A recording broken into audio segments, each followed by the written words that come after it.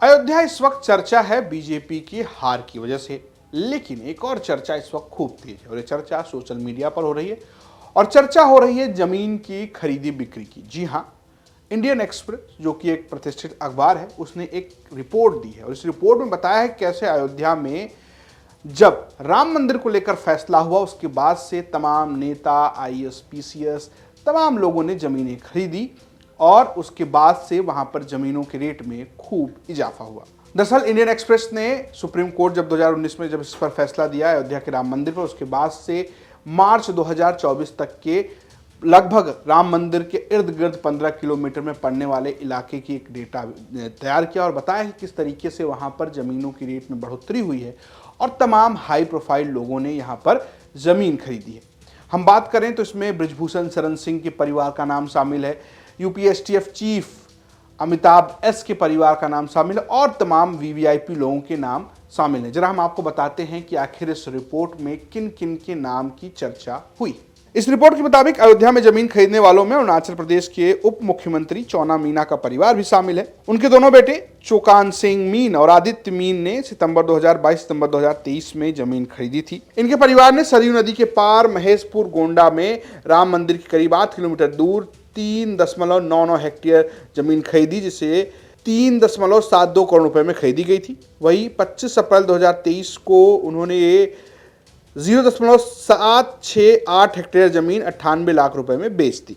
इसके अलावा कैसरगंज के सांसद करण भूषण का भी नाम इस लिस्ट में शामिल है। ये पूर्व सांसद बृजभूषण शरण सिंह के बेटे हैं जब वो भाजपा के सांसद हुआ करते थे।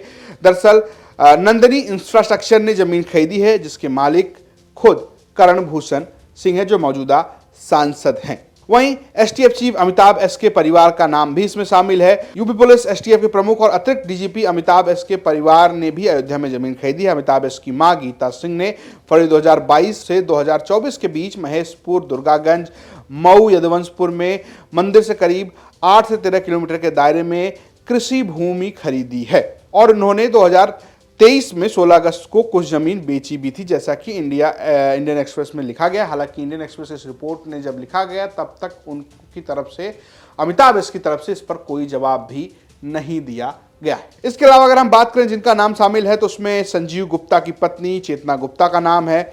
वहीं अरविंद कुमार पांडे की पत्नी जो कि शिक्षा विभाग के संयुक्त निदेशक हैं, ममता का भी नाम शामिल है। रिपोर्ट में यह भी बताया गया है कि फिलहाल अरविंद कुमार पांडे को भ्रष्टाचार के आरोपों का सामना करते हुए निलंबित कर दिया गया है, वो निलंबित चल रहे हैं और उनकी पत्नी ममता जो है वो भाजपा नेता हैं।